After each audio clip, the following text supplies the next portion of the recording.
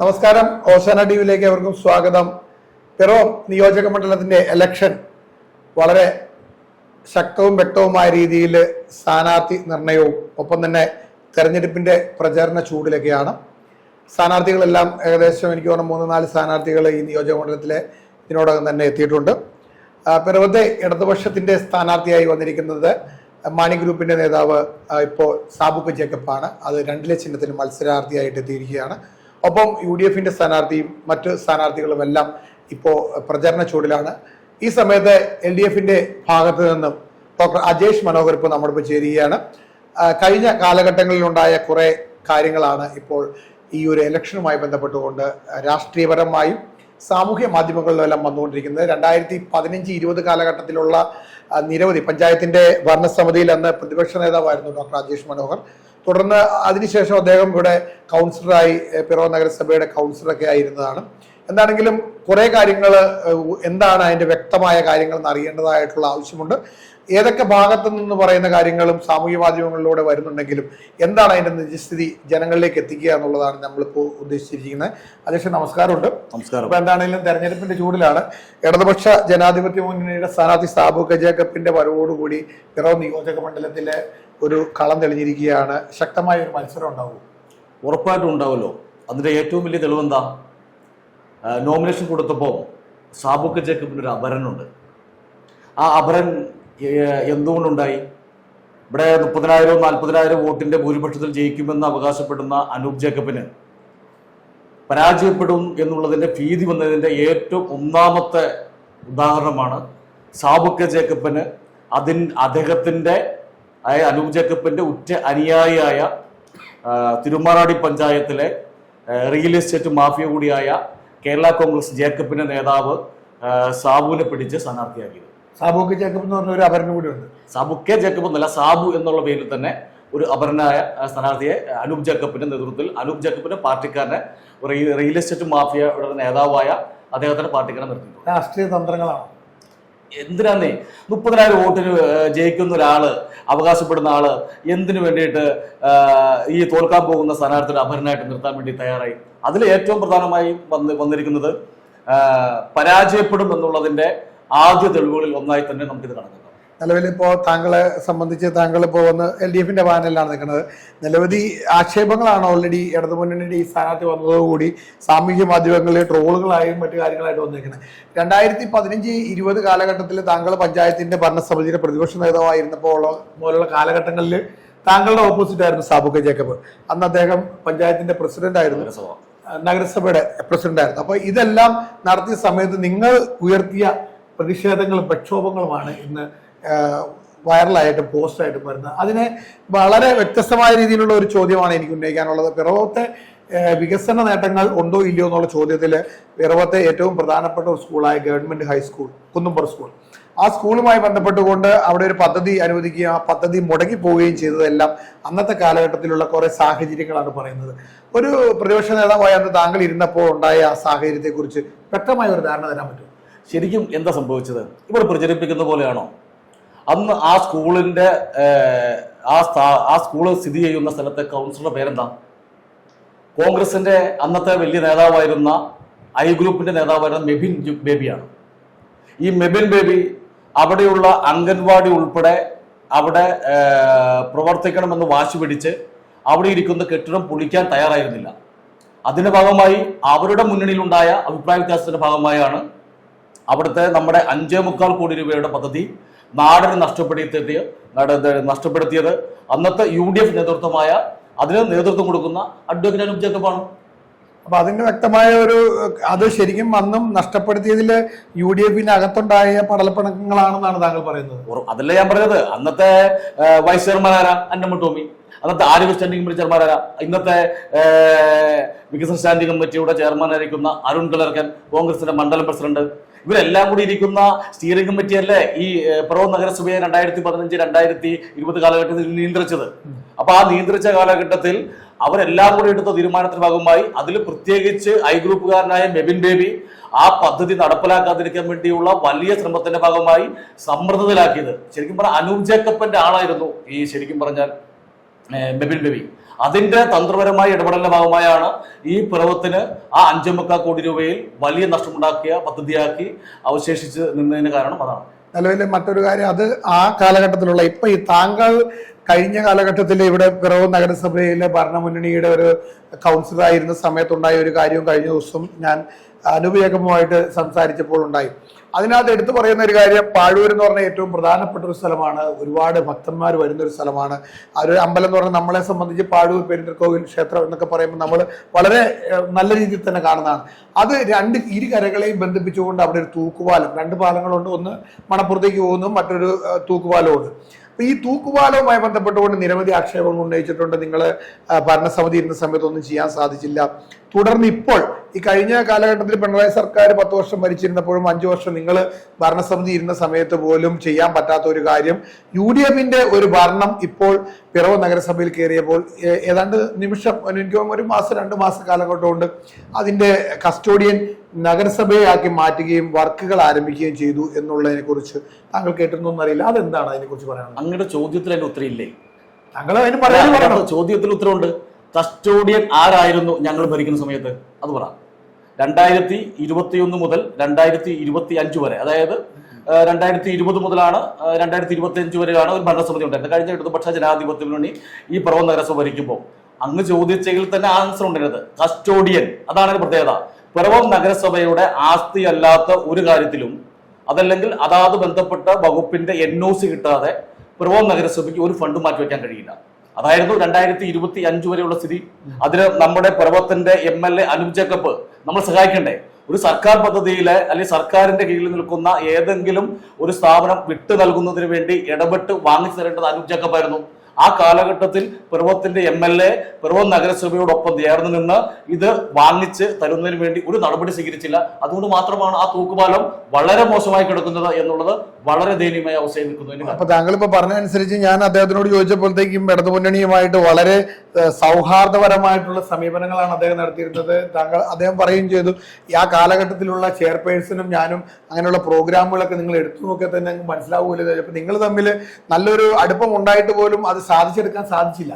അല്ല, അദ്ദേഹം പറഞ്ഞു തന്നെ അങ്ങനെ ആ വീഡിയോ ഉണ്ടെങ്കിൽ കാണിക്കണം. എന്താണെന്ന് വെച്ചാൽ, ഞങ്ങൾ ഒരിക്കലും രാഷ്ട്രീയമായിട്ടുള്ള വികസനത്തിനെ കാണുന്നത്. പിറവത്തിന്റെ വികസനത്തിൽ UDFന്റെ MLA ആണെങ്കിലും അദ്ദേഹത്തോടൊപ്പം ചേർന്ന് നിന്ന് പ്രവർത്തിക്കണം എന്നുള്ളതാണ് ഞങ്ങളുടെ എല്ലാവരുടെ ആഗ്രഹം. അങ്ങനെ ആയിരുന്നു ഞങ്ങൾ. അതായത് ഞങ്ങളുടെ ചെയർപേഴ്സണോ ഞങ്ങളുടെ കൗൺസിലർമാരോ ഒരിക്കൽ പോലും ഒരു പദ്ധതിക്ക് പോലും തടസ്സം നിന്നിട്ടില്ല. ആ തടസ്സം നിൽക്കാതെ ഇരിക്കുന്നിടത്തോളം കാലം അദ്ദേഹം പറഞ്ഞു നമ്മളുമായി സഹകരിച്ചാണ് പോയി എന്ന് പറയും. ഭരണം എന്ന് പറഞ്ഞാൽ അങ്ങനെയാണ് ചെയ്യേണ്ടത്. ലോക്കൽ ബോഡികൾ എപ്പോഴും നിയമസഭാ സാമാജികനുമായി MLAയുമായി സഹകരിച്ചു പോകണം. ഞാൻ ചോദിക്കട്ടെ, നമ്മുടെ ഗവൺമെന്റ് ആശുപത്രി ഉണ്ട്, താലൂക്ക് ആശുപത്രി. കഴിഞ്ഞ 5 വർഷം അദ്ദേഹത്തിന്റെ ആസ്തി വികസന ഫണ്ടിൽ നിന്നോ MLAയുടെ ഒരു ഫണ്ട് ഉപയോഗിച്ച് എന്തെങ്കിലും ചെയ്തത് നിങ്ങൾക്ക് കാണിക്കാൻ പറ്റും? പക്ഷെ അത് അദ്ദേഹം പറയണത് പിറവത്തെ താലൂക്ക് ഹോസ്പിറ്റലുമായി ബന്ധപ്പെട്ടുകൊണ്ട് ഞാൻ കുറെ കാര്യങ്ങൾ നടത്തിയിട്ടുണ്ട്, അതിനകത്ത് ഒരു വിഭാഗത്തിന് വേണ്ടിയുള്ള ഫണ്ടുകൾ അനുവദിച്ചിട്ടുണ്ടെന്നൊക്കെ അദ്ദേഹം പറയുന്നുണ്ട്. അപ്പൊ നിലവിൽ നിങ്ങൾ ഈ പറയുന്ന അനുസരിച്ച് ആ ഒരു ഗവൺമെന്റ് ഹോസ്പിറ്റലിന് വേണ്ടി ഇദ്ദേഹം പൈസ തന്നിട്ടില്ല എന്ന് കാണിക്കാൻ നിങ്ങളുടെ തെളിവുകളുണ്ടോ? പിന്നെ ഉണ്ട്. ഞാൻ പറയാം. അതെ, ഇത് കാണുമ്പോൾ ഇത് പിറവം നഗരസഭ ഞങ്ങൾ കഴിഞ്ഞ 5 വർഷം ഇരുന്നപ്പം ഇറക്കിയ വികസന രേഖയാണ്. ഇത് വികസന രേഖ. ആ വികസന രേഖയിൽ ഞങ്ങൾ നാടിന് നൽകിയ താലൂക്ക് ആശുപത്രി ഫോട്ടോ ആണ് ഈ കാണുന്നത്. ഈ താലൂക്ക് ആശുപത്രി ഫോട്ടോയാണ്. ആ ഫോട്ടോ നിങ്ങൾ ശ്രദ്ധിച്ചോ? ആ ഫോട്ടോ ഞങ്ങൾ അന്ന് ഞങ്ങളുടെ വികസന രേഖയിൽ അതുപോലെ അച്ചടിച്ചിറക്കിയിട്ടുണ്ട്. ഇനി ഈ അദ്ദേഹം നടത്തിയ അരികിലുണ്ട് അനൂപ് എന്ന് പറഞ്ഞ ഒരു പദ്ധതിയുണ്ട്. അദ്ദേഹം ഇറക്കിയ ഒരു ബുക്ക്ലെറ്റ് എല്ലാവരുടെ കയ്യിലെത്തുന്നുണ്ട്. അദ്ദേഹം ഇറക്കിയ ബുക്ക്ലെറ്റിൽ പിറവത്തിന്റെ താലൂക്ക് ആശുപത്രി ഫോട്ടോ നിങ്ങൾക്ക് കാണാം. ഇത് രണ്ടും ഒരുപോലെ ഇരിക്കും. കണ്ടോ? അതായത് പിറവം നഗരസഭ നടത്തിയ വികസന പദ്ധതികൾ അത് കോപ്പി അടിച്ചിട്ടാണ് പിറവം നഗരസഭയിലെ എല്ലാ പദ്ധതികളും അദ്ദേഹം വെച്ചിരിക്കുന്നത്. ശരിക്കും പറഞ്ഞാൽ ഞാൻ പറഞ്ഞ പച്ചയ്ക്ക് പറയുകയാണെങ്കിൽ ഇത്രയും നുണ പറയരുത് ആളുകളോട്. എന്നുവെച്ചാൽ നുണ പറഞ്ഞിട്ടാണ് ചെയ്തത്. എന്താ കാരണം? അദ്ദേഹം സർക്കാരിൽ നിന്ന് കിട്ടുന്ന എല്ലാ പദ്ധതികളും, അത് ഏത് ഡിപ്പാർട്ട്മെന്റിൽ നിന്ന് കിട്ടിയ പദ്ധതികളും, അത് മറ്റുള്ളവരാണ് പരിശ്രമിച്ചിട്ടുള്ളത്. അതായത് മറ്റുള്ള ജനപ്രതിനിധികളാണ് പരിശ്രമിച്ചിട്ടുള്ളത്. അവർ കൊണ്ടുവന്ന പദ്ധതികൾ സ്വാഭാവികമായും സർക്കാരിൻ്റെതാണ് എന്നുള്ളത് കൊണ്ട് അത് എന്റേതാണ് എന്ന് അവകാശപ്പെട്ടാണ് അദ്ദേഹം ഈ ബുക്ക്ലെറ്റിലെല്ലാം അടിച്ചു വച്ചിരിക്കുന്നത്. ഞാൻ മറ്റൊരു ഉദാഹരണം സൂചിപ്പിക്കാം. നമ്മുടെ കൊമ്പനാമല ടാങ്ക് ഉണ്ട്. കൊമ്പനാമല ടാങ്ക്. ആ കൊമ്പനാമല ടാങ്കിന്റെ വസ്തു വാങ്ങിച്ച് 15 ലക്ഷം രൂപ കൊടുത്ത് വാങ്ങിച്ചത് പിറവം നഗരസഭയാ. അതിനകത്ത് ആർക്കാ തർക്കം പറയാൻ പറ്റണേ? പിറവം നഗരസഭ അമൃത് പദ്ധതിയുമായി സഹകരിച്ച് സംസ്ഥാന സർക്കാരുമായി സഹകരിച്ച് സംസ്ഥാന സർക്കാരിൽ സമ്മർദ്ദം ചെലുത്തി നമ്മൾ കൊടുത്ത അന്നത്തെ നഗരസഭാ ചെയർപേഴ്സൺ അടക്കം ഏലിയാമ്മ ഫിലിപ്പും ജൂലി സഭം അടക്കമുള്ള ആളുകളുടെ ഇടപാടിന്റെ ഭാഗമായാണ് നമുക്ക് 8 കോടി രൂപ സംസ്ഥാന സർക്കാർ അനുവദിച്ചത്. അപ്പൊ ഞങ്ങളുടെ നഗരസഭയുടെ അവസാന കാലഘട്ടത്തിലാണ് ആ പൈസ അനുവദിച്ച് കിടന്നത്. സ്വാഭാവികമായും നമുക്ക് തുടങ്ങാൻ കഴിഞ്ഞില്ല. തുടങ്ങാൻ കഴിയുന്നത് വേറൊന്നുമല്ല, നമ്മൾ സ്ഥലം വാങ്ങിച്ചെടുക്കുന്നതിന് അത് നമ്മൾ ആധാരം ചെയ്യുന്നതിന് ഒത്തിരി കാലതാമസം വന്നു. അതുകൊണ്ട് മാത്രമാണ്. അപ്പൊ ആ കൊമ്പനാമല പദ്ധതി അദ്ദേഹത്തിന്റെ ഈ രേഖയിൽ അദ്ദേഹം അച്ചടിച്ചു വെച്ചേക്കാണ്. അത് എന്ത് അല്പത്തരാണ് അത് കാണിക്കുന്നത്. അദ്ദേഹം കുടിവെള്ള പദ്ധതികളുടെ കാര്യത്തിൽ പറയുമ്പോൾ അദ്ദേഹം പിറവത്തിന്റെ ഈ കുടിവെള്ള പദ്ധതിയിൽ അദ്ദേഹം ഈ കൊമ്പനാമല ടാങ്ക് കുടിവെള്ള പദ്ധതിയിൽ അദ്ദേഹം പരാമർശിച്ചിരിക്കുകയാണ്. അദ്ദേഹത്തിന് എന്ത് പങ്കുണ്ട്? അതായത് സംസ്ഥാന സർക്കാർ നൽകി എന്നുള്ളത് കൊണ്ട് മാത്രം അത് എന്റെ ആണ് എന്ന് വരുത്തി തീർക്കാൻ വേണ്ടി ശ്രമിച്ചിരിക്കുകയാണ്. പക്ഷെ എനിക്ക് എന്റെ ഒരു വിരോധാഭാസം ഒന്ന് വേറെ എന്നുള്ളത്, ഇദ്ദേഹത്തിന് ഞാൻ പ്രതിനിധീകരിച്ച വാർഡില് ഇതുപോലെ പദ്ധതികൾ നടപ്പിലാക്കിയിട്ടുണ്ട്. പക്ഷെ അതിനൊന്നും അദ്ദേഹം അവകാശവാദത്തിൽ വന്നില്ല. കാരണം എന്താ പറയുമ്പോൾ അതിനെ ഞാൻ എതിർക്കുന്നത് അദ്ദേഹത്തിന് അറിയാം. അദ്ദേഹം ബാക്കിയുള്ള പഞ്ചായത്തുകളെല്ലാം കുളനവീകരണം, അവിടുത്തെ പഞ്ചായത്തുകളും അല്ലെങ്കിൽ അതാത് ഭരണസമിതികൾ വാങ്ങിച്ചെടുത്ത അവരുടെ ക്രെഡിറ്റ് ആണ്. അതായത് ഒരു നഗരസഭ ഒരു MLA ക്രെഡിറ്റ് ഒന്നുമല്ല. അത് അദ്ദേഹം ഇവിടെ അച്ചടിച്ച് അദ്ദേഹത്തിന് നേട്ടം വെച്ചു. പക്ഷെ അമൃത് പദ്ധതിയിൽ തുടങ്ങിയ പദ്ധതിയാ എടപ്പള്ളിച്ചിറ കുളം. അദ്ദേഹത്തിന് അവകാശപ്പെടാൻ പറ്റുന്നില്ല. താങ്കളുടെ വാർഡിൽ ചെയ്തേക്കാൻ മാത്രം മാറ്റി കാണിച്ചു എന്നാണ് പറയുന്നത്. അതിനകത്ത് വെക്കാൻ അദ്ദേഹത്തിന് ധാർമ്മികമായി പറ്റില്ല എന്ന് പൂർണ്ണ ബോധ്യമുണ്ട്. ഞാൻ ചോദ്യം ചെയ്യും എന്ന് പറയാം. അതുപോലെ തന്നെയുണ്ട് ഈ പുസ്തകത്തിനകത്ത് സംസ്ഥാന സർക്കാർ നൽകിയ എല്ലാ പദ്ധതിയും അദ്ദേഹം വെച്ചു. കന്നിട്ടുമലയിലെ Kerala solid waste management project, KSWMP എന്ന് പറയുന്ന 4,90 ലക്ഷം രൂപയുടെ പ്രോജക്റ്റ് ഉണ്ട്. സംസ്ഥാന സർക്കാർ കേന്ദ്ര സർക്കാർ സഹായത്തോടുകൂടി ചെയ്ത പദ്ധതിയാണ്. അദ്ദേഹത്തിന് ഇതിൽ വെക്കാൻ പറ്റിയിട്ടില്ല. ഞാനൊരു ഉദാഹരണം സൂചിപ്പിച്ചു. അതായത് ചോദ്യം ചെയ്യപ്പെടും എന്നുള്ളത് കണ്ട്. പിന്നെ എന്റെ വാർഡിൽ തന്നെ നമ്മുടെ ഓശാനയ്ക്ക് വേണ്ടി ആലിമന്ത്രനുണ്ട്. നമ്മളൊരു കുടിവെള്ള പദ്ധതിക്ക് വേണ്ടി ഒരു പൈപ്പ് ലൈൻ സംസ്ഥാന സർക്കാരിന്റെ 40 ലക്ഷം രൂപയാണ് ചെലവഴിച്ചേ. ഞാൻ പറഞ്ഞേ, അദ്ദേഹത്തിന് എതിർക്കുമെന്ന് തോന്നിയാൽ അദ്ദേഹം ബാക്കിയുള്ള എല്ലാ മെമ്പർമാരോ അതായത് നഗരസഭയോ പഞ്ചായത്തിലെ പ്രസിഡന്റുമാരോ പോയി നേടിയെടുത്തതെല്ലാം കൂടെ അച്ചടിച്ചിട്ടാണ് അദ്ദേഹത്തിന് നേട്ടമായി ഇതിനകത്ത് പറഞ്ഞിരിക്കുന്നത്. വിവിധ കുടിവെള്ള പദ്ധതികൾക്ക് പിറവത്ത് 12.5 കോടി രൂപയാണ് അദ്ദേഹം എഴുതി വെച്ചിട്ടുണ്ട്. 12.53 കോടി. അത് ഈ കൊമ്പനാമലയിലെ ഈ ടാങ്കിനും കൂടെ ഉൾപ്പെടുത്തിയാണ്. എനിക്കൊന്നുകൂടെ പറയാനുള്ളത്, ഈ ടാങ്കിന് അനുവദിച്ച് 8 കോടി രൂപ ഉണ്ട് എന്ന് പറഞ്ഞപ്പോ ചില ജനപ്രതിനിധികള് ഈ ഭരണസമിതിയിൽ വന്ന പാലച്ചോട് പ്രതികരിക്കുന്ന LDFന്റെ കൗൺസിലർ ഇപ്പോഴത്തെ 14-ാം വാർഡിലെ കൗൺസിലറോട് ഇന്നത്തെ വികസന ശാന്തി കമ്മിറ്റി ചെയർമാനും അവിടെ തൊട്ടടുത്ത് എന്നെ പരാജയപ്പെടുത്ത കൗൺസിലറും കൂടി ഈ 8 കോടി രൂപയ്ക്ക് ഇവിടെ നടക്കുന്നതാണോ, നടക്കാത്ത പദ്ധതിയല്ലേ, അതുകൊണ്ട് ജനങ്ങളെ വിളിച്ച് പത്രസമ്മേളനം നടത്തണം എന്ന് പറഞ്ഞ് ആ ചെറിയ കുട്ടിയെ ഭീഷണിപ്പെടുത്താൻ ശ്രമിച്ചു. ആ കുട്ടി നല്ല തക്കതായ മറുപടിയും കൊടുത്തു. എന്നിട്ട് ഇന്ന് കഴിഞ്ഞ പ്രാവശ്യം വാർഡ് സഭ കൂടിയ സ്ഥലത്ത് ഈ ചെയർമാൻ അടക്കം പോയി പ്രസംഗിക്കുകയാണ്. ഞങ്ങൾ കൊണ്ടുവരുന്നതാണ് കുമ്പനാമല, ഞങ്ങൾ വരുന്ന കുമ്പനാമല ടാങ്ക്. വല്ല ഉളുപ്പുണ്ടോ അത് പറയാൻ? എന്നുവെച്ചാൽ കഴിഞ്ഞ നഗരസഭാ ഭരണസമിതി വളരെ ഏറെ പ്രയാസപ്പെട്ട് ഒത്തിരി ഓഫീസുകൾ കയറി കൊണ്ടുവന്ന പദ്ധതിയാണ്. അത് ഈ നഗരസഭയും അങ്ങനെ അവര് ശ്രമിച്ചതാണ് എന്ന് അവരാവശ്യപ്പെട്ട് നടക്കുന്നു. MLA അവകാശപ്പെട്ട് നടക്കുകയാണ്. ശരിക്കും പറഞ്ഞാൽ എന്നാ പറയുന്നത്, മറ്റുള്ളവന്റെ വിയർപ്പിന്റെ ഫലം കൊയ്യാൻ നിൽക്കരുത്. നിലവിൽ ഇപ്പൊ അജേഷ് പറയണത് ഇപ്പോ ഈ ഒരു ബുക്ക്ലെറ്റ് അനൂപ് ജേക്കബിന്റെ ബുക്ക്ലെറ്റ് ആണ്. അപ്പൊ ഇദ്ദേഹം അടിച്ചു വച്ചിരിക്കുന്ന മുക്കാൽ പദ്ധതികളും താങ്കളെ പോലുള്ള അല്ലെങ്കിൽ ഇടതുപക്ഷ സർക്കാർ 10 വർഷക്കാലം പിണറായി സർക്കാരും ഒപ്പം തന്നെ നഗരസഭയും എല്ലാം പരിശ്രമിച്ചുണ്ടാക്കിയിരിക്കുന്ന പദ്ധതികളെല്ലാം അദ്ദേഹത്തിന്റെ വികസന നാൾവഴികൾ എന്നുള്ള ബുക്കിലേക്ക് അടിച്ചിട്ട് വെച്ചിരിക്കുന്നു എന്നാണ് താങ്കൾ പറയുന്നത്. അതന്നെ. അപ്പൊ അതിന് ശരിക്കും പറഞ്ഞ ഒരു ഡിബേറ്റിനുള്ള സാധനം ഉണ്ടല്ലോ. നിങ്ങളിപ്പോ ഈ പറയണ അനുസരിച്ചാണെങ്കിൽ ഞാൻ പറഞ്ഞത്, നിങ്ങൾ ഓരോ പഞ്ചായത്തിലെ ആ കഴിഞ്ഞ നാളുകളിലെ 2020 മുതൽ 25 വരെ ഇരുന്ന അവരുടെ ഭരണസമിതി ഉണ്ടല്ലോ, അതാത് ഭരണസമിതിയുടെ പഞ്ചായത്തുകൾ ഉൾപ്പെടെ നഗരസഭ ഉൾപ്പെടെ ഉള്ളവർ കൊണ്ടുവന്ന പദ്ധതികളാണ്. അല്ലെങ്കിൽ അവർ കൊണ്ടുവന്ന പദ്ധതികൾ സർക്കാരിൽ നിന്നാണല്ലോ കിട്ടുന്നത്, അല്ലാതെ എവിടെ നിന്ന് കിട്ടാനുണ്ടോ? ഇത് വേറെ വായുവിൽ നിന്ന് ഉണ്ടാക്കാൻ പറ്റുന്ന വിഭൂതിയിലൂടെ കൊണ്ടുവരാൻ പറ്റുന്ന കാര്യമൊന്നുമല്ലോ. ഈ സർക്കാരിൽ നിന്ന് അവർ കൊണ്ടുവന്ന പദ്ധതിയാണ്. നമ്മുടെ ഗവൺമെന്റ് ആശുപത്രി OP ബ്ലോക്ക് എങ്ങനെ കിട്ടിയത്? അതിന്റെ ഒരു ചരിത്രമുണ്ട്. ശരിക്കും പുതിയ OP ബ്ലോക്കിന്റെ ഒരു ചരിത്രമുണ്ട്. നമ്മുടെ പിറവത്ത് ഒരു ഡോക്ടർ ഉണ്ട്, രാജു ഡോക്ടർ. അദ്ദേഹം ഇതിന്റെ സ്റ്റേറ്റ് അസിസ്റ്റന്റ് ഡയറക്ടർ, അതോ ഡയറക്ടർ എന്താണ് ആ തസ്തിക തർക്കം വെക്കുന്ന ആളെ. അദ്ദേഹം ഇതിൽ ഇപ്പൊ നടപ്പുണ്ട്. അദ്ദേഹം സ്ഥിരമായി പിറവത്തുണ്ട്. അദ്ദേഹം ആ സ്ഥാനത്തിരിക്കുമ്പോഴാണ് KP സലീമും ഏലിയാം ഫിലിപ്പും ജൂലി സാബും അവരാരൊക്കെ ഇരിക്കുന്ന സമയത്താണ്, കൃത്യമായ ഡേറ്റ് പറയുന്നില്ല, അവര് ചെന്ന് കാണുന്ന സമയത്താണ് ഇദ്ദേഹത്തിന്റെ സഹായത്തോടു കൂടിയാണ് നമുക്ക് OP ബ്ലോക്ക് നമുക്ക് പിറവത്തിന് ലഭിക്കുന്നത്. നമ്മളിതൊന്നും മറന്നുകൂടാ. അങ്ങനെ മറന്നിട്ട് അവിടെ നിർമ്മിച്ച് സംസ്ഥാന സർക്കാർ നൽകി എന്നുള്ളത് കൊണ്ട് അതല്ല എന്റേതാണെന്ന് പറയുന്നത് എന്താ? പണ്ടൊരു കഥാപാത്രം ഉണ്ടല്ലോ നമ്മുടെ മുഹമ്മദ് ബഷീറിന്റെ എല്ലാം നമ്മന്റെ ആന്ന് പറയണേ, ആ പരിപാടിയാണ് ചെയ്തത്. ശരിക്കും അവർ പണിയെടുത്ത് ആ ചെയർമാനും അതുപോലെ തന്നെ വൈസ് ചെയർമാനും അടക്കം രാജു ഡോക്ടർ സഹായത്തോട് കിട്ടിയ ആ പദ്ധതിയാണ് OP ബ്ലോക്ക്. അതാണ് അദ്ദേഹം ആവശ്യപ്പെടുന്നത്. ഇതെല്ലാം പുള്ളിയുടെ അവകാശപ്പെടുകയാണ്. അല്ല, നിങ്ങൾ എടുത്തു നോക്കിയോ, അദ്ദേഹം അച്ചടിച്ച് വെച്ചിരിക്കുന്നതെല്ലാം പറഞ്ഞിരിക്കുന്നതല്ലേ. അപ്പൊ ഇത് ഞാൻ ചോദിക്കണത്, ഇപ്പൊ അജേഷ് പറഞ്ഞ പോലെ നിലവിൽ ഈ അവകാശപ്പെടുന്ന ഈ രേഖകൾ എല്ലാവരും വീടുകളിൽ എത്തുന്നുണ്ട്. ഇതെല്ലാം ചർച്ച ചെയ്യപ്പെടുമ്പോഴത്തേക്കും ഇതെല്ലാം LDF വോട്ടുകളായി മാറുമല്ലോ അങ്ങനെയാണെങ്കിൽ. ഇത് തുറന്നു പറഞ്ഞു കഴിഞ്ഞാൽ ഇതിപ്പോ ഇദ്ദേഹത്തിന് കണ്ട് പിറവം താലൂക്ക് ആശുപത്രി OP ബ്ലോക്ക് എക്സ്റേ യൂണിറ്റ് നവീകരണം 2.35 കോടി. നമ്മൾ മനസ്സിലാക്കണം, എഴുതി വെച്ചേക്കുക. അത് എക്സ്റേ യൂണിറ്റ് അദ്ദേഹം അനുവദിച്ചതാണ്. നമ്മൾ ഇല്ലാത്തൊന്നും പറയില്ല. 2015-2020 കാലഘട്ടത്തിൽ ഞങ്ങൾ നഗരസഭയിൽ ഇരിക്കുന്ന സമയത്ത് ഞങ്ങൾ പ്രതിപക്ഷത്താണ്. അന്ന് ഇരിക്കുന്ന സമയത്ത് 10 ലക്ഷം രൂപ അനുവദിച്ചിട്ടുണ്ട്. 10 ലക്ഷം രൂപ. അതിനകത്ത് കൃത്യം 2 ലക്ഷം രൂപയുടെ അങ്ങോട്ടും ഇങ്ങോട്ടും തർക്കം ഉണ്ടാക്കരുത്. 10 ലക്ഷം രൂപ എക്സ്റേ യൂണിറ്റ് അദ്ദേഹത്തിന്റെ ഫണ്ട് ഉപയോഗിച്ചാണ് ചെയ്തത്. കഴിഞ്ഞ 10 വർഷത്തിനിടയിൽ പിറവം നഗരസഭയിൽ MLA എന്തെങ്കിലും ചെയ്തിട്ടുണ്ടെങ്കിൽ ആകെ ചെയ്ത എക്സ്റേ യൂണിറ്റ് ഉള്ളൂ. ബാക്കി ഒന്നും അദ്ദേഹത്തിന് ആവശ്യപ്പെട്ടു. അപ്പൊ അജേഷ് പറയുന്ന ഒരു കാര്യം, ഇപ്പൊ ഞാൻ പേഴ്സണലായിട്ട് പറയണതല്ല, ഈ പിറവത്തെ ഈ ഏറ്റവും പ്രധാനപ്പെട്ട നമ്മുടെ ഈ താലൂക്ക് ഹോസ്പിറ്റലുമായി ബന്ധപ്പെട്ട ആകപ്പാടെ ശ്രീ അനൂപ് ജേക്കബ് ഈ ഒരു എക്സ്റേ യൂണിറ്റിന് ഈ കൊടുത്തിരിക്കുന്ന താങ്കള് പ്രതിപക്ഷത്തിരുന്ന സമയത്തുണ്ടായിരുന്ന ഈ ഒരു 10 ലക്ഷം അല്ലെ 12 ലക്ഷം രൂപയുള്ള അതല്ലാതെ 1 രൂപ പോലും മുടക്കിയിട്ടില്ലെന്നാണ് താങ്കൾ പറയണേ. അത് പോയിട്ട് നമ്മുടെ നഗരസഭയുടെ താലൂക്ക് ആശുപത്രി പോയി നിങ്ങൾ നോക്കിയാൽ മതി. LDF സർക്കാരിന്റെ നയത്തിന്റെ ഭാഗമായി കിട്ടിയ ഡയാലിസിസ് യൂണിറ്റ്, ഈ പറഞ്ഞ ഞാൻ പറയാം രാജു ഡോക്ടറുടെയും KP സലീമിന്റെയും ഏലിയ ഫിലിപ്പിന്റെയും ജൂലി സാബുവിന്റെയും ഒക്കെ സംയുക്ത ശ്രമത്തിന്റെ ഭാഗമായി കിട്ടിയ OP ബ്ലോക്ക്, ഒഫ്താലോമോളജിക്കകത്ത് നല്ലൊരു പങ്ക് സാബുക്ക് ജേക്കബിനുണ്ട്. ഞാൻ ഇല്ലെന്നും പറയില്ല. അദ്ദേഹം നഗരസഭ ചെയർമാനായിട്ട് ഇരിക്കുന്ന സമയത്താണ് അതിന് തുടക്കം കുറിച്ചിട്ടുള്ളത്. നമ്മൾ ഇല്ലാത്തതല്ല പറയുന്നത്.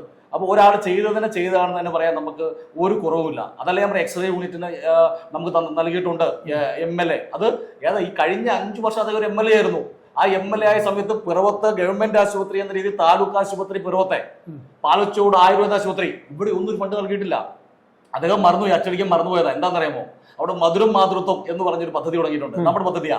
അവിടെ സംസ്ഥാന സർക്കാരിന്റെ നാമിന്റെ പൈസയാണ് നമുക്ക് അവിടെ 1 കോടി രൂപയിൽ അവിടെ കെട്ടിടം നിർമ്മിച്ചേക്കണേ. പറഞ്ഞു കൊടുത്താരോ അത് കൃത്യമായി പറഞ്ഞു കൊടുത്തില്ല, അല്ലെങ്കിൽ അതുകൊണ്ട് അച്ചടിച്ചിനകത്ത് വന്നേ.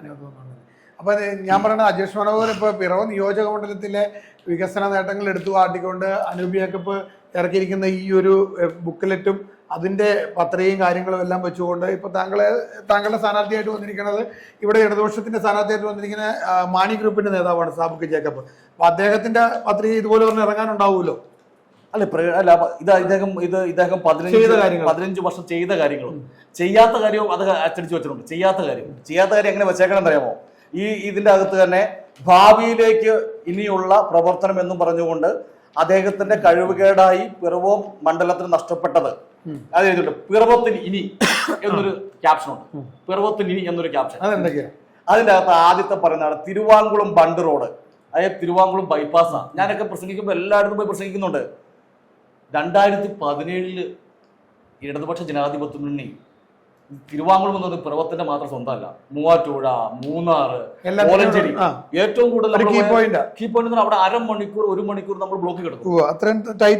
അത് പരിഹരിക്കാൻ വേണ്ടിയിട്ട് ശരിക്കും പറഞ്ഞാൽ CN മോഹനൻ ഞങ്ങളുടെ പാർട്ടിയുടെ ജില്ലാ സെക്രട്ടറി ആയിരിക്കുന്ന സമയത്ത് അദ്ദേഹം കൊടുത്തൊരു മെമ്മോറാണ്ടത്തിന്റെ ഭാഗമായാണ് 75 കോടി രൂപ ചെലവഴിച്ചു. ജില്ലയിലെ വികസന പദ്ധതികൾ എന്ന് പറഞ്ഞ് ഉൾപ്പെടുത്തിയാണ്. അതിനകത്ത് ഇടതോ വലതോ എന്നുള്ള മുന്നണിയൊന്നുമില്ല നോക്കിയത്. ഈ എറണാകുളം ജില്ലയുടെ വികസനത്തിൽ ആ പദ്ധതിയിൽ പെടുത്തിയതായിരുന്നു ഈ ബൈപ്പാസ്. 75 കോടി രൂപ അനുവദിച്ചതാണ്. അതായത് 2017 ബണ്ട് റോഡ് ഇതുവരെ തുടങ്ങിയില്ല. കള്ളം പറയുക. ഇപ്പൊ ഇദ്ദേഹം പറഞ്ഞില്ല ഇനി ചെയ്യും, കണ്ടോ ടെൻഡർ നടപടിയിലേക്ക് കടക്കുന്നു എന്ന് അദ്ദേഹം എഴുതി വെച്ചു. പക്ഷെ നിങ്ങൾ അദ്ദേഹം ഇറക്കിയ ഒരു പോസ്റ്റും പത്രമാധ്യമങ്ങളിൽ കൊടുത്ത ഒരു പോസ്റ്റും നിങ്ങൾ എടുത്ത് ഒന്നിച്ച് വായിക്കണം. അദ്ദേഹം പറഞ്ഞെന്താണ് ആ സമയത്ത് ഈ ബൈപ്പാസ് നടപ്പിലാക്കാൻ കഴിയില്ല. കാരണം ഇന്ത്യൻ ഓയിൽ കോർപ്പറേഷന്റെ BPCLന്റെ പൈപ്പ് ലൈൻ, അതായത് പെട്രോളിയം ഉൽപ്പന്നം ശുചീകരിക്കാൻ വേണ്ടിയിട്ടുള്ള പൈപ്പ് ലൈൻ അതിന്റെ അടിയിൽ കൂടെയാണ് പോകുന്നത്. അതുകൊണ്ട് അതിന്റെ മുകളിൽ ഇത് നിർമ്മിക്കാൻ കഴിയില്ല എന്ന് പറഞ്ഞ് അത് പത്രസമ്മേളനം നടത്തിയിട്ടുണ്ട്. അതായത് നമ്മുടെ MP ഫ്രാൻസിസ് ജോർജിനെയും കൂട്ടി നമ്മുടെ ഒരു നാഷണൽ ഹൈവേ അതോറിറ്റിയുടെ ഉദ്യോഗസ്ഥനെയും വിളിച്ചിരുത്തി ഒരു ഫോട്ടോ ഒക്കെ ഇട്ട് അദ്ദേഹം ചെയ്തിട്ടുണ്ട്. എന്ത് കള്ളത്തിനത്? ഒരു തെരഞ്ഞെടുപ്പായപ്പം അദ്ദേഹം 9 വർഷം മുമ്പ് തുടങ്ങിയ പദ്ധതിയാ. കടക്കുന്നു എഴുതിയിട്ടുണ്ടല്ലോ. അതാ പറഞ്ഞ കടക്കുന്നു, സെൻട്രൽ നടുവിലേക്ക് കടക്കുന്നു. ഇതിന് ഞാൻ പറയും ഇദ്ദേഹത്തിന് ഒരു കുഴപ്പം എന്താണെന്ന് വെച്ചാൽ ഒരു സർക്കാർ കൊടുക്കുന്ന ഒരു പദ്ധതി നടപ്പിലാക്കാൻ അദ്ദേഹം മുന്നോട്ട് പോവില്ല. ഒരു സ്വപ്ന പദ്ധതി അദ്ദേഹത്തിന് ഇല്ല. എന്തെങ്കിലുമൊക്കെ ഇവിടെ നടക്കും. അത് നടന്നു കഴിയുമ്പോൾ എന്റേതാണ്. ഞാൻ അത് പറയില്ല, ആദ്യത്തെ മുഹമ്മദ് ബഷീറിന്റെ കഥാപാത്രമായി ഞാൻ നടത്തുകയാണ് എന്ന് അവകാശപ്പെട്ടാണ്. നിങ്ങൾ കുരീക്കാട് മേൽപ്പാലമുണ്ട്, 36 കോടി രൂപ ഈ സംസ്ഥാന സർക്കാർ മേൽപ്പാലങ്ങളില്ലാത്ത കേരളം എന്നുള്ള പുതിയ പദ്ധതിയുടെ ഭാഗമായി 100-ൽ പരമ്പര മേൽപ്പാലങ്ങൾ മാറ്റി നിർമ്മിക്കുന്നതിന് വേണ്ടി തീരുമാനിച്ച് നടപ്പിലാക്കിയതാണ്. വർഷങ്ങൾക്ക് മുമ്പ് അനുവദിച്ചതാണ് 36 കോടി രൂപ. സ്ഥലം ഏറ്റെടുക്കണം. ഞാൻ പറഞ്ഞ നമ്മൾ MLA എന്ന് പറഞ്ഞാൽ എന്താ? വികസനത്തിന് ജനങ്ങളെ കൂടെ നിർത്തിക്കൊണ്ട് കൊണ്ടുവരാൻ. അതിന് ഏറ്റവും വലിയ ഉദാഹരണം ഞാൻ പറയാം. നമ്മുടെ പെരുവമൂടി റോഡ് വികസനത്തിന് എന്നോട് ആൽവിൻ പോലും പറഞ്ഞിട്ടുണ്ട് ചില സമയങ്ങളിൽ വ്യക്തിപരമായ കാര്യങ്ങൾ. നമ്മൾ എന്തിനാ ഈ ആളുകളെയൊക്കെ വെറുപ്പിക്കണേ എന്നോട് ചോദിച്ചിട്ടുണ്ട്. ഞാൻ അത് ഇത് പറയുന്നതുകൊണ്ട് വേറെ വിഷമം തോന്നുന്നുണ്ടാ. അതിനകത്ത് എന്നോട് സ്നേഹം കൊണ്ട് ആൽവിൻ ചോദിച്ചതാണ് എന്നുള്ള കണക്കാണുള്ളൂ. എന്തിനാണ് ശത്രുത ഉണ്ടാക്കുന്നത്? ഒരു നാടിന്റെ വികസനത്തിന് റോഡ് വികസിക്കുക എന്ന് പറഞ്ഞാൽ ചിലപ്പോൾ ചില ആളുകൾക്ക് ഇഷ്ടക്കുറവുണ്ടാവും. ആ ഇഷ്ടക്കുറവുള്ളത് കൊണ്ട് അതിൽ നിന്ന് പിന്നോട്ട് പോയാൽ നഷ്ടമാർക്കാം ഈ നാടിനാണ്. ഈ പെരുവമൂടി റോഡിന് നമുക്ക് 100 കോടി രൂപയാണ് നമുക്ക് വേണ്ടി ചെലവഴിക്കാൻ വേണ്ടി തന്നത്. അത് നല്ല രീതിയിൽ വീതി കൂട്ടി നമ്മൾ അത് സൃഷ്ടിച്ചു കഴിഞ്ഞാൽ ഈ നാട് മാറുമല്ലേ? നിങ്ങൾ നാട് മാറുക നമ്മുടെ കൂത്താട്ടോളം MC റോഡിനും തൃപ്പൂണിത്തുറ നമ്മുടെ പുതിയകാവിൽ കൂടെ പോകുന്ന റോഡിനും പാരലായി അങ്ങ് ഏറ്റുമാനൂർ മുതൽ നെടുമ്പാശ്ശേരി വരെ പോകുന്ന റോഡ് വന്നാൽ പിറവത്തിൽ വലിയ മാറ്റം ഉണ്ടാവും. ഇത് കാഴ്ചപ്പാടുണ്ടാവണ്ടേ? അത് നിന്നുപോയല്ലോ. ഇന്നലെ ഇപ്പൊ തുടങ്ങി. പക്ഷെ റോഡിന് വീതി കൂടുതൽ. അത് പക്ഷെ ഫണ്ട് നിങ്ങൾ കൊടുത്തില്ലല്ലോ. 140 ഇപ്പൊ വീണ്ടും 36 കോടി കൊടുത്തില്ല. അന്ന് ശരിക്കും നിങ്ങൾ കോൺട്രാക്ടർ പൈസ കൊടുക്കാത്ത കിട്ടുപോയതല്ലേ? എന്ത് ശുദ്ധ ഇത് ഞാൻ പറയാം. എന്ത് മോശപ്പെട്ട കാര്യം പറയണേ. 104 കോടി രൂപയുടെ വർക്കിന് ആരംഭിച്ചിട്ട് അദ്ദേഹത്തിന് പണമില്ലാത്തത് കൊണ്ട് അദ്ദേഹം നിർത്തിപ്പോട്ടല്ലേ? അങ്ങനെയാണ് പണം കൊടുക്കാത്തത് കൊണ്ടാണെങ്കിൽ ഇപ്പൊ എന്തിനാ 32 കോടി രൂപ ചോദിച്ചത്? ഇപ്പൊ വേറെ കമ്പനിക്കല്ലേ ഇത് കൊടുത്തേക്കണം?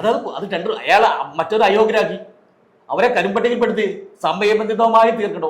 1.5 വർഷം കൊണ്ട് അല്ല 18 മാസം കൊണ്ട് ആ പദ്ധതി പൂർത്തീകരിക്കണ്ടേ? 2021 മുതൽ തുടങ്ങിയിട്ട് എത്ര വർഷം കഴിഞ്ഞു? ആ പദ്ധതിക്ക് പൈസ ഇല്ലാത്തതാണെങ്കിൽ നമ്മുടെ ഈ EKK ഗ്രൂപ്പ് എന്ന് പറയുന്ന പെരുമ്പാവൂരിലെ ഒരു കോൺട്രാക്ടർ ഇതെടുത്തേക്കണേ. ഈ പദ്ധതിക്ക് പൈസ ഇല്ല എങ്കിൽ അദ്ദേഹം വന്ന് ഇത് കോൺട്രാക്ട് എടുക്കുമോ? പുതിയൊരാൾ വന്നെടുത്തത് കൊണ്ടാ. മറ്റേയാളെ കരിമ്പട്ടികപ്പെടുത്തി ഒഴിവാക്കി ചെയ്യേണ്ട സമയത്ത് ചെയ്യാത്തത് കൊണ്ടാ. ഇത് നമ്മൾ ചുമ്മാ വളച്ചൊടിച്ചിട്ട് പൈസ കൊടുക്കാത്തതുകൊണ്ടാന്ന് പറയല്ലോ ഒരിക്കലും. അത് ചെയ്യാതിരുന്നത് ആ കോൺട്രാക്ടർ. അപ്പൊ അതിനകത്ത് നിലവിൽ അജേഷ് പറഞ്ഞ പോലെ ഞാൻ അത് CK പ്രകാശ് കഴിഞ്ഞ ദിവസം പറഞ്ഞൊരു കാര്യത്തില് അതിനകത്ത് രാജീവ് പണാലിക്കനും അതുപോലെ തന്നെ ഇപ്പോൾ ഉള്ള കൗൺസിലർമാരും താങ്കളൊക്കെ ഉൾപ്പെടെയുള്ളവരെല്ലാവരും ഇതിന് മുന്നിട്ടിറങ്ങിയപ്പോൾ MLA യാതൊരു സപ്പോർട്ടും ഒരു അനക്കം പോലും അതിന്റെ കൂടെ വന്നില്ല എന്ന് പറഞ്ഞത് അത് നിജസ്ഥിതി ഉണ്ടോ? 100% ഞാൻ പറഞ്ഞില്ല. അന്നത്തെ ഇവിടുത്തെ പ്രതിപക്ഷം നഗരസഭയിലെ രാഷ്ട്രീയത്തിന് അതീതമായി ഞാൻ രാജു പണാലിക്കൻ, തോമസ് മല്ലിപ്പുറം, പ്രശാന്ത് മമ്പുറം, പ്രശാന്ത് കക്കാട്, ഗിരീഷ് കുമാർ, ജോജി മോൻ, ഞങ്ങളുടെ കൂടെയുള്ള ജോബി പൗലോസ്, ഏലിയാം ഫിലിപ്പ്, ജൂലി സാബു, ഞാനിനി ഞങ്ങളുടെ ആൾക്കാരുടെ പേര് പറയുന്നില്ല. അങ്ങനെ എല്ലാ കൗൺസിലർമാരും കൂടെ നിന്നിട്ടാണ് വീതി കൂട്ടാൻ വേണ്ടി പോയത്. ഞങ്ങൾ തെറി പറഞ്ഞ ആൾക്കാരുണ്ട്, ചീത്ത പറഞ്ഞ ആൾക്കാരുണ്ട്. അതിന്റെ നഷ്ടം ഞങ്ങൾക്കുണ്ടായി. ഞങ്ങളുടെ ഗിരീഷ് കുമാർ തോക്കുന്നതിന് ഒരു ഘടകമാണത്. എന്താ വെച്ചാൽ ഒരു വീട്ടിൽ ആ പ്രദേശത്തെ ആളുകൾ ഈ വൈരാഗ്യത്തോടു കൂടി വോട്ട് ചെയ്തു. ആ വൈരാഗ്യം നോക്കി നമ്മൾ നിൽക്കരുത്. തോക്കട്ടെ. അങ്ങനെ നിലപാട് വികസനത്തിന് വേണ്ടി ജനങ്ങളെ ചെലവ് കാണുന്ന സമയത്ത് ഇപ്പം ആൽവിന്റെ ഭൂമി എടുത്താലും എന്റെ ഭൂമി എടുത്താലും എനിക്ക് വിഷമം ഉണ്ടാവും, നമുക്കുണ്ടാവും. പക്ഷെ അതൊക്കെ മറികടന്നു പോകുമ്പോഴാണ് ജനപ്രതിനിധി വിജയിക്കുക.